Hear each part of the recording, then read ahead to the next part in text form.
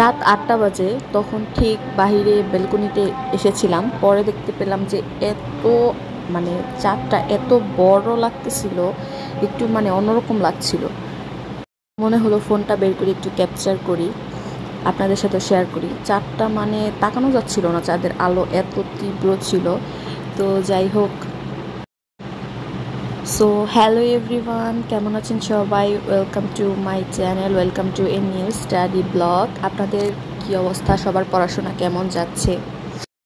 আমি রিসেন্টলি ভেবেছি যে প্রতিদিনের যতটুকু মানে প্রোডাক্টিভ থাকি পড়াশোনা নিয়ে, যতটুকু না আমি পড়তে পারি ঠিক ততটুকু নিয়ে আপনাদের সাথে শেয়ার করব। তো বাচ্চা নিয়ে পড়াশোনা করাটা আসলে একটা যুদ্ধের থেকে কম না। মানে মেন্টালি অনেক স্ট্রং থাকতে হয়, আর ফিজিক্যালি তো স্ট্রং তো থাকতেই হবে। তবে সব থেকে বেশি যেটা থাকতে হবে সেটা হচ্ছে ধৈর্যটা অনেক বেশি থাকতে হবে। অনেক আপুরাই আমাকে বিগত ব্লগে কমেন্টে জানিয়েছিলেন যে বাচ্চা নিয়ে পড়তে পারেন না, বাচ্চা অনেক বিরক্ত করে। বাচ্চা তো বিরক্ত করবেই, বাচ্চাদের কাজই বিরক্ত করা, দুষ্টামি করা। এর মধ্য দিয়েও আপনাকে কিন্তু সময় বের করতে হবে নিজের জন্য। দেখুন, বাচ্চার কিন্তু এখন আপনাকে অনেক দরকার, কিন্তু একটা সময় যখন হবে ও নিজের মতো করে থাকতে চেষ্টা করবে, নিজের মতো করে থাকবে, ওর নিজের একটা আলাদা জীবন হবে, তখন কিন্তু ওর আর আপনাকে তেমন একটা দরকার পড়বে না। যত যাই হয়ে যাক, বাচ্চাকেও সময় দিতে হবে, সব কিছুই সামলাতে হবে, আর নিজেকেও সময় দিতে হবে। মানে আমি সকালবেলা 2 ঘন্টার মতন পড়াশোনা করেছিলাম, 6টা থেকে 8টা পর্যন্ত। তারপর ওয়ারিদ ঘুম থেকে উঠে গিয়েছে, তো ও বলতেছিল, ও খুব বায়না করতেছিল যে ও নাটিলা দিয়ে ব্রেড খাবে।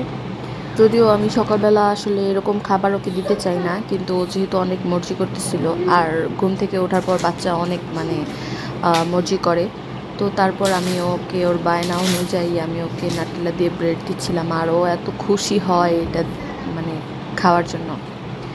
তো তারপর আমি এখন ওকে এখন একটু সময় দিব, আর ঘরের টুকটাক যে কাজগুলো আছে এগুলো আমি যতটুকু দরকার মানে না করলেই না, ততটুকু আমি এখন করে নিব। দেখেন, আজকে এত সুন্দর রোদ উঠছিল, মানে আজকে অনেক কাজ করতে হবে। বিগত বেশ কয়েকদিন যাবত অনেক বৃষ্টি ছিল, তো রোদ ওঠা মানে তো অনেক কাপড় জমে আছে, এগুলো ধুতে দিতে হবে। এরপর আমি রান্নাবান্না শেষ করলাম। রান্নাবান্না শেষ করার পর আরও সময় ছিল 1 ঘন্টার মতন, কারণ আমি 12টার দিকে গোসল করতে যাই, আমার 11টার দিকে রান্নাটা কমপ্লিট হয়ে গেছে। তো এইটুকু সময় ভাবলাম যে আরেকটু পড়ি, কারণ একটানা তো আর পড়তে পারি না। একটানা তো 2-3 ঘন্টা 4 ঘন্টা মানে 1 ঘন্টার উপরে বা 2 ঘন্টার উপরে পড়া যায় না আসলে। যখন একটু একটু সময় পাই যে এখন একটু সময় আছে, ওই সময়টাই চেষ্টা করি যে বই নিয়ে বসার, যতটুকু পড়তে পারি এভাবেই করেই আগাতে হবে টুকটুক করে। আর যদিও আমার মনে হয় যে হাতে অনেক সময় আছে, কিন্তু তারপরেও মানে যেহেতু অনেক পড়া, অল্প অল্প করে আগিয়ে রাখলে আমার জন্য সহজ হবে আর কি।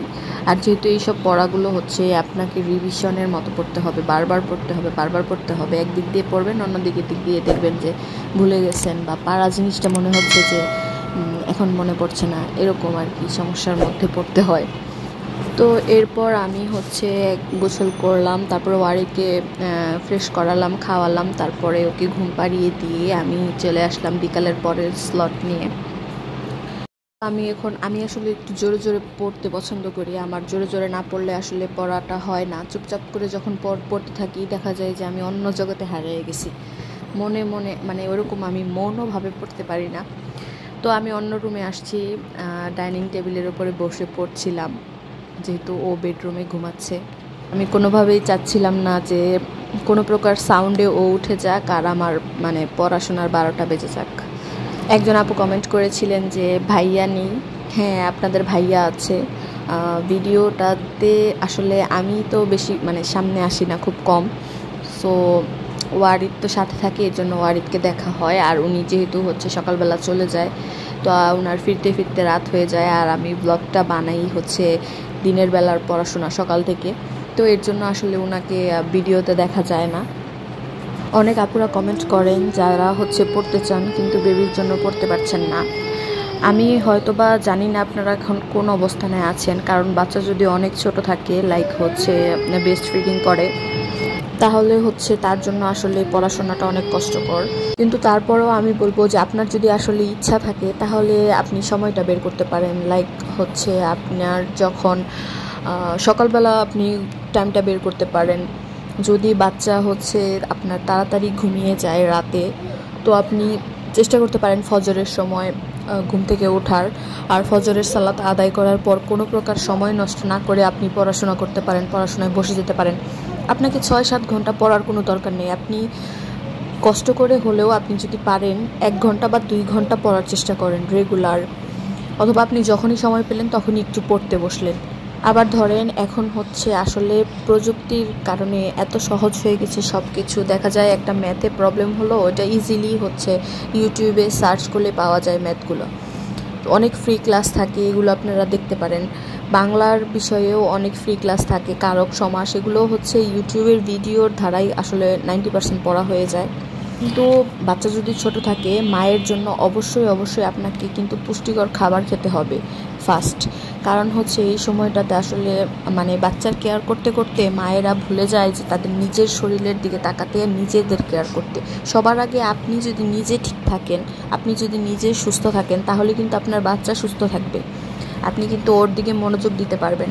আপনি সবসময় একদিন ধরেন বাচ্চাকে অনেক টেক কেয়ার করলেন, অনেক টেক কেয়ার করতেছেন, অন্য দিক দিয়ে আপনার অসুখ হয়ে যাচ্ছে, আপনি অপুষ্টিহীনতায় ভুগতেছেন।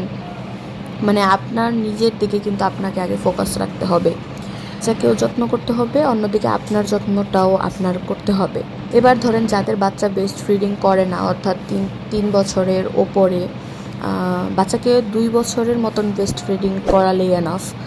আর হচ্ছে 2 বছরের পর থেকে যেসব আপুদের বাচ্চারা আছে, বাচ্চাদের থেকে একটু মানে থাকে না অনেক প্যারেন্টস যে তুমি জিদ করছো কেন, বা এইসব বিষয়কে অনেক লাই দেয়। মনে করেন যে বাচ্চা এখন এটা চাচ্ছে ওইটা চাচ্ছে, তাকে না দিলে কিন্তু কোনো সমস্যা নেই, তারপরেও সে যেটা চাচ্ছে তাকে সেটা তাৎক্ষণিক দিয়ে দেওয়া, এই জিনিসটা কখনোই করা যাবে না। ও কান্না করুক, ও যদি বুঝে যায় যে আমি কান্না করলেই জিনিসটা পেয়ে গেলাম, তাহলে কিন্তু ও সবসময় কিন্তু এই জেদটা করতে থাকবে।